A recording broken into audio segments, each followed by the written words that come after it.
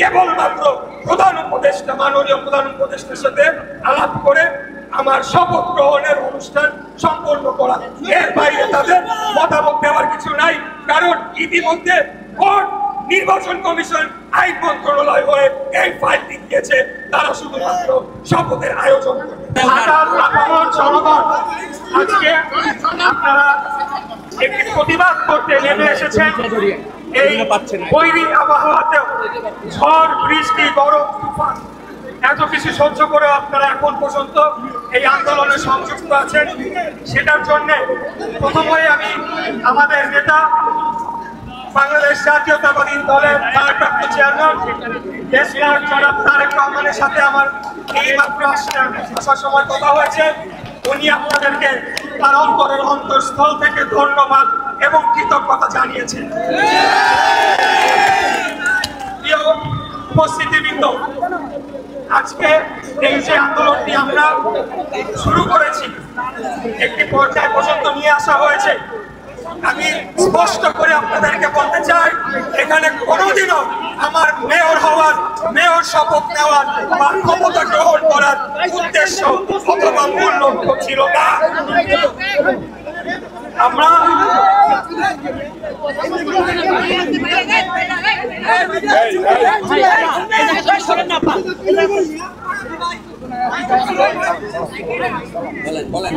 এখানে আরেকটা আওয়াজ পাইলে কিন্তু আমি এখানে সবাই বের করি।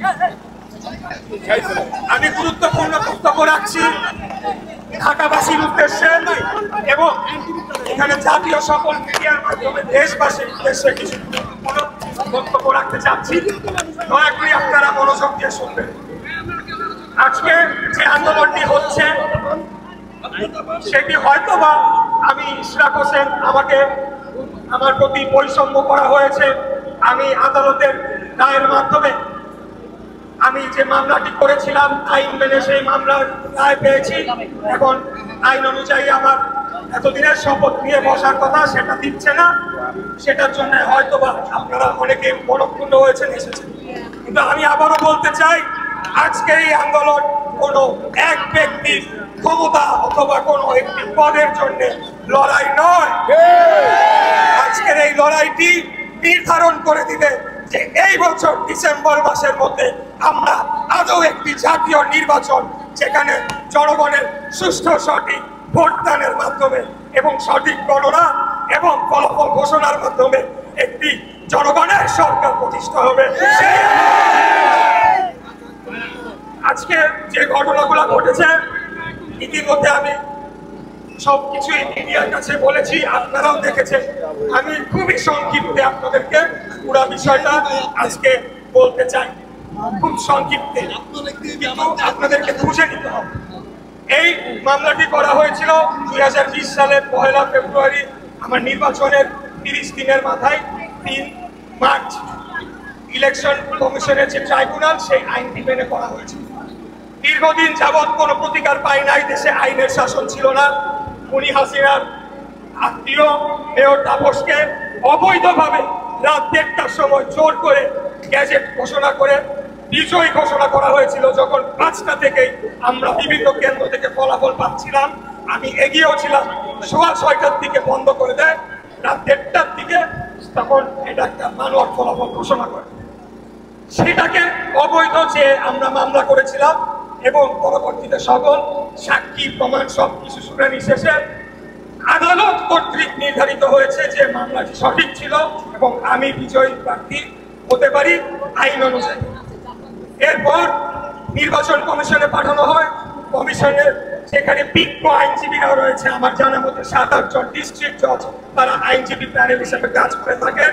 তারা পুরো মামলাটি পুঙ্খানুপুঙ্খভাবে সেটিকে পরীক্ষা নিরীক্ষা করে দেখেছেন এবং নিশ্চিত করেছেন একটা যাতে এখানে কোনো গ্যাপ না থাকে, কোনো ভুল না। তারপরেও এক অদৃশ্য চাপে নির্বাচন কমিশনকে বাধ্য করা হলো আইন মন্ত্রণালয়ের কি মতামত চাওয়ার জন্য। নির্বাচন কমিশন একটি স্বাধীন সার্বভৌম সংস্থা, তারা যে সিদ্ধান্তটি নেবে সেটিকেই আমাদেরকে মেনে নিতে হবে। আমরা যদি এই চর্চাটা যদি এখন থেকে আমরা আমাদের মাথায় না আনতে পারি, তাহলে বাংলাদেশে গণতন্ত্র প্রতিষ্ঠা কোনোদিনও হবে না। এখন অতীতে যা হচ্ছিল ভিন্ন ব্যানারে একই জিনিস চলতে থাকে। এরপর গেল আইন মন্ত্রণালয়ে, আবার আসলো ইলেকশন কমিশন তার আইন অনুযায়ী গ্যাজেট করলো। গ্যাজেট করার পর এখন স্থানীয় সরকারের মন্ত্রণালয়ে একমাত্র দায়িত্ব আইন অনুযায়ী কেবলমাত্র প্রধান উপদেষ্টা, মাননীয় প্রধান উপদেষ্টার সাথে আলাপ করে আমার শপথ গ্রহণের অনুষ্ঠান সম্পন্ন করা। এর বাইরে তাদের মতামত দেওয়ার কিছু নাই, কারণ ইতিমধ্যে ভোট নির্বাচন কমিশন আইন মন্ত্রণালয় হয়ে এই ফাইলটি দিয়েছে, তারা শুধুমাত্র শপথের আয়োজন করবে।